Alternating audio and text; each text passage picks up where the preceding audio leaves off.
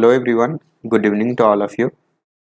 आज हम लोग डिफरेंशियल इक्वेशन से रिलेटेड एक क्वेश्चंस करने वाले हैं और ये क्वेश्चंस अपने आप में बहुत ही ज़्यादा इम्पोर्टेंट है क्योंकि इस टाइप का क्वेश्चंस हमेशा आपको CSR नेट के पेपर में देखने को मिलेगा ही मिलेगा। इसलिए इस क्वेश्चंस का सॉल्यूशंस आप ध्यान से देखें और इस वीडियो को पूरा देखें ताकि इस टॉपिक से रिलेटेड आपका जो भी प्रॉब्लम हो वो क्या हो जाए, बिल्कुल ही क्लियर हो जाए। तो देखिए क्वेश्चंस क्या कह रहा है, फिर इसके ऊपर हम लोग डिटेल में बात करेंगे।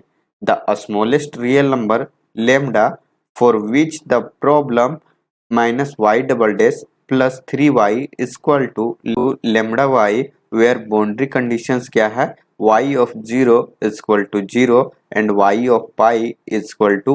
देन आगे क्या पूछा है वो देखिए, has a non trivial solutions.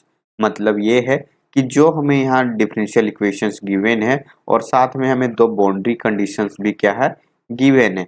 तो इस डिफरेंशियल इक्वेशंस के लिए हमें कौन सा सॉल्यूशन चाहिए, तो हमें यहाँ नॉन ट्रिवियल सॉल्यूशंस चाहिए। ट्रिवियल सॉल्यूशंस की यहाँ हमें डिमांड नहीं है, तो ट्रिवियल सॉल्यूशंस अगर फाइंड भी कर लेते हैं हम लोग तो उसे एज ए सॉल्यूशन कंसीडर नहीं करेंगे। तो हमें जरूरत है नॉन ट्रिवियल सॉल्यूशंस की, और वैसे नॉन ट्रिवियल सॉल्यूशंस जो कि अननोन वैल्यू हमारा लेम्डा है, तो लेम्डा की स्मॉलेस्ट वैल्यू के लिए हमें क्या चाहिए, नॉन ट्रिवियल सॉल्यूशंस। तो चलिए देखते हैं हम लोग इस क्वेश्चंस का प्रॉपर सॉल्यूशंस क्या है। तो सबसे पहले क्या करेंगे, जो डिफरेंशियल इक्वेशंस गिवन है उसे लिखते हैं, फिर इसे ऑब्जर्व करते हैं। तो डिफरेंशियल इक्वेशंस ये है हमारा।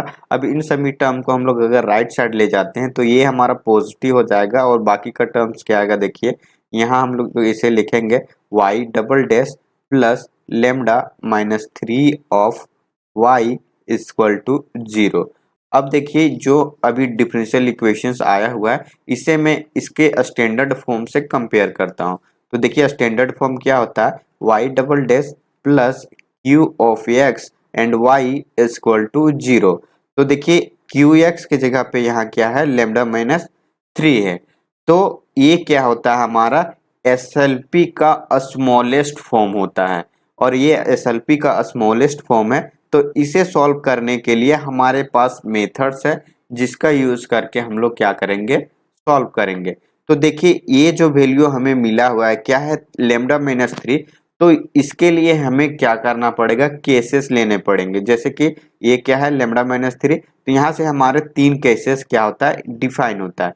एक ये केसेस डिफाइन होता है जब लेम्डा -3 क्या हो जाए, इक्वल टू 0 हो जाए, और सेकेंड में क्या है, जब लेम्डा -3 क्या हो जाए, ग्रेटर देन 0, एंड लेम्डा -3 क्या हो जाए, लेस देन 0। तो ये तीन तरह से केसेस हमें मिलता है। तो सबसे पहले हम लोग बात करते हैं किस पे, इस पे, मतलब लेम्डा -3 0 हो जाए और लेम्डा -3 क्या हो जाए, नेगेटिव हो जाए। तो इन दोनों केसेस के ऊपर सबसे पहले हम लोग डिस्कस करेंगे, फिर पॉजिटिव वाले केस लेंगे बाद में। तो जब हमारा केस क्या हो, हम लोग केस 1 लिख लेते हैं। केस 1 में क्या है, जब लेम्डा -3 क्या हो जाए, इक्वल टू 0, तो यहाँ से क्या आ जाता है, लेम्डा का वैल्यू 3 आ जाता है। तो अगर हम लोग इसमें लेम्डा के वैल्यू 3 रखते हैं तो ये डिफरेंशियल इक्वेशंस जो गिवन है वो किस में रिड्यूस हो जाएगा, वो देख लीजिए। यहाँ हो जाएगा y double dash plus lambda के वैल्यू 3 -3 मतलब 0 हो जाएगा, प्लस यहाँ लिखेंगे 0y इक्वल टू 0। तो इसे हम लोग लिख सकते हैं y double dash equal to 0। तो यहाँ से y का वैल्यू क्या आ जाएगा, ax प्लस b आ जाएगा। तो ये है क्या, हमारा एक सॉल्यूशंस आएगा। अगर इसमें आप बाउंड्री कंडीशन अप्लाई करोगे तो आपको क्या मिलेगा, यहाँ से a एंड b जो हमें यहाँ आर्बिट्रेरी कांस्टेंट मिला है, इसका वैल्यू हमें 0 मिल जाएगा। और जब इसका वैल्यू 0 मिल जाएगा, it means that y equal to क्या हो जाएगा, 0 हो जाएगा।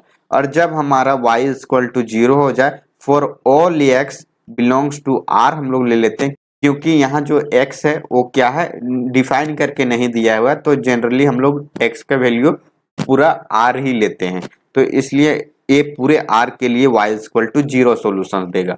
और जब हमें y इक्वल टू 0 सोल्यूशंस मिले तो इसे हम लोग क्या बोलते हैं, ट्रिवियल सॉल्यूशंस बोलते हैं।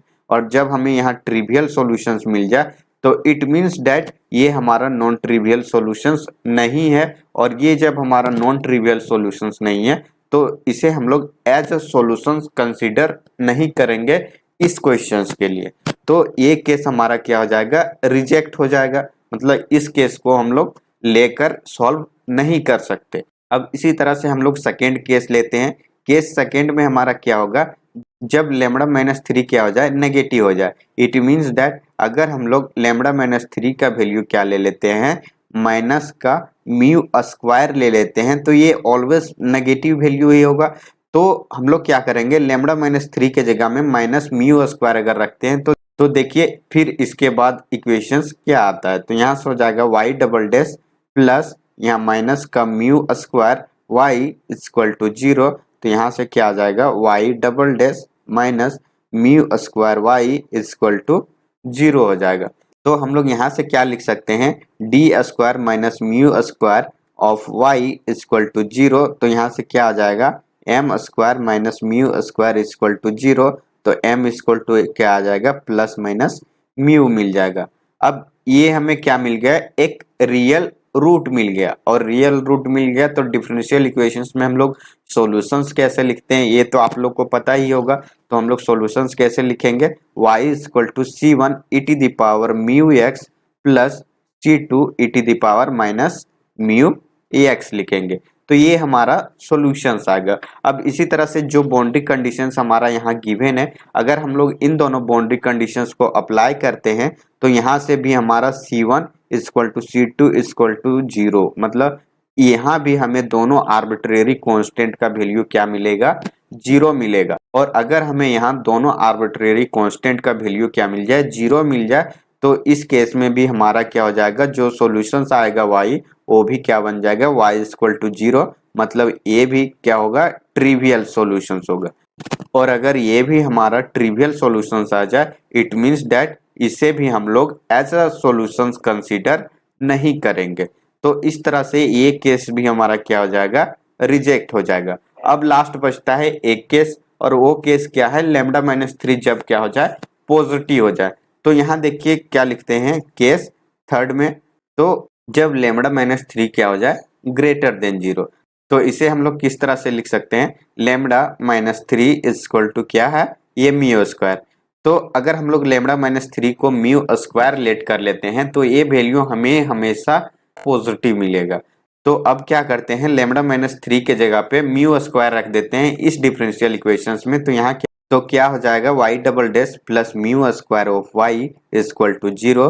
अब इसे हम लोग सॉल्व करेंगे तो क्या हो जाएगा, M square plus mu square equal to क्या होगा, 0। अब यहाँ से m का वैल्यू क्या मिलेगा, प्लस माइनस आयोटा म्यू मिल जाएगा। तो यहाँ देखिए हमें क्या मिला हुआ है, दो प्योरली इमेजिनरी रूट मिला हुआ है। और जब हमें दो इस तरह से प्योरली इमेजिनरी रूट मिले तो सॉल्यूशंस हम लोग कैसे लिखते हैं, Y X equal to c1 cos mu X plus c2 sine mu X. ये क्या हो जाएगा, हमारा सॉल्यूशंस। अब बाउंड्री कंडीशंस हम लोग अप्लाई करते हैं 1 बाय 1 करके। तो यहाँ क्या हो जाएगा, y of 0 equal to 0 implies that x के जगह पे अगर हम लोग 0 रखेंगे तो हमें यहाँ से क्या मिलेगा, c1 इक्वल टू 0 मिला। और जब हमें c1 का वैल्यू 0 मिल गया तो इस वैल्यू को हम लोग क्या करते हैं, इस इक्वेशंस में रख देते हैं। तो यहाँ से क्या मिलेगा, y of x equal to c2 sine mu X, ये वाला वैल्यू मिलेगा। अब हम लोग क्या करते हैं, इस इक्वेशंस में सेकेंड बाउंड्री कंडीशंस को अप्लाई करते हैं।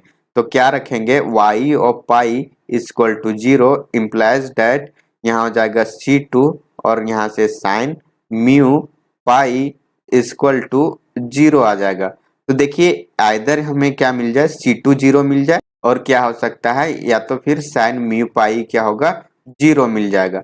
तो c2 तो 0 हो नहीं सकता है, क्योंकि अगर c2 0 हो जाए तो हमें ट्रिवियल सॉल्यूशंस ही मिलेगा, और हमें जरूरत क्या है, नॉन ट्रिवियल की सॉल्यूशंस की। तो हम लोग यहाँ से क्या लिखेंगे कि c2 क्या होगा, नॉन जीरो होगा। तो c2 को हम लोग 0 कंसीडर नहीं करेंगे। तो 0 किसे होना पड़ेगा, साइन म्यू पाई को 0 होना पड़ेगा। तो देखिए यहाँ से sine mu pi equal to 0, और साइन म्यू पाई 0 कब होगा, ये एन पाई पे 0 होगा। तो यहाँ से हम लोग लिख सकते हैं sine mu pi equal to sine n pi. तो यहाँ से क्या आ जाएगा, mu pi equal to n pi, और पाई से पाई कैंसल, तो यहाँ क्या बचेगा, म्यू इक्वल टू एन बच जाएगा। अब देखिए इसमें हम लोग क्या करते हैं, म्यू का वैल्यू पुट कर देते हैं, तो म्यू का वैल्यू यहाँ से क्या मिल जाएगा, under root lambda minus 3 equal to mu मिल जाएगा।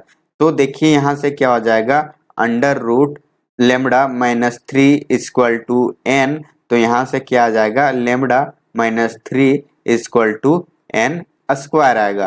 फिर नेक्स्ट स्टेप हम लोग लिखते हैं, लेमड़ा की वैल्यू क्या मिल जाएगा, यहाँ से एन स्क्वायर प्लस 3 मिल जाएगा, वेयर एन जो है वो कहाँ से बिलोंग्स करेगा, तो नेचुरल नंबर की सेट से आएगा। तो यहाँ से देखिए लेमड़ा की स्मॉलेस्ट वैल्यू हमें कहाँ से मिलेगा, तो जो हमें एन मिला हुआ है वो एन क्या होगा, नेचुरल नंबर की सेट से होगा। और जब एन क्या हो जाए, नेचुरल नंबर की सेट से बिलोंग्स कर जाए, तो नेचुरल नंबर का स्मॉलेस्ट वैल्यू क्या होता है, तो 1 होता है नेचुरल नंबर का स्मॉलेस्ट वैल्यू।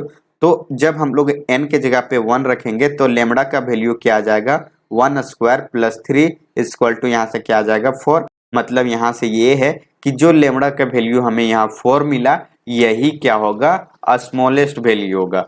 क्योंकि n का वैल्यू हम लोग स्मॉलेस्ट रखे हुए हैं, तो n के वैल्यू पे ही डिपेंड करेगा किसका वैल्यू, लेमड़ा का वैल्यू।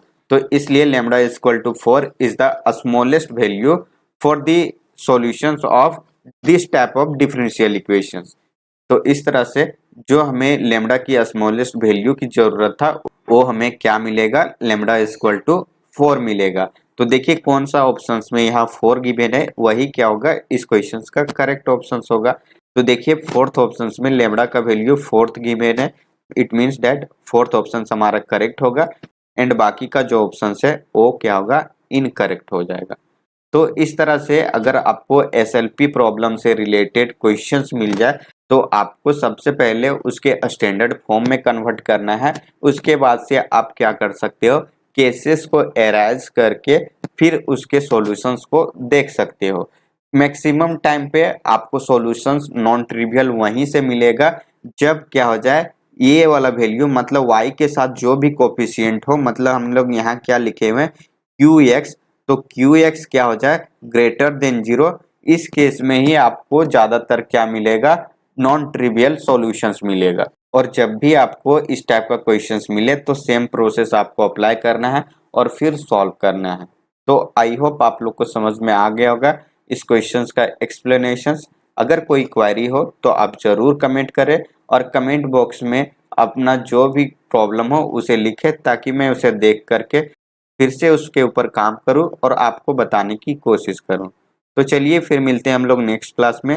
जाते जाते मैं बता देता हूं कि अगर आप मेरे चैनल पर नए हो तो please like share and subscribe जरूर करें, और अपने दोस्तों के साथ शेयर करके उन्हें भी लाइक शेयर एंड सब्सक्राइब करने के लिए ज़रूर बोलें। तो चलिए फिर मिलते हैं हम लोग नेक्स्ट क्लास में। तब तक thank you so much for watching this video. Bye bye, take care.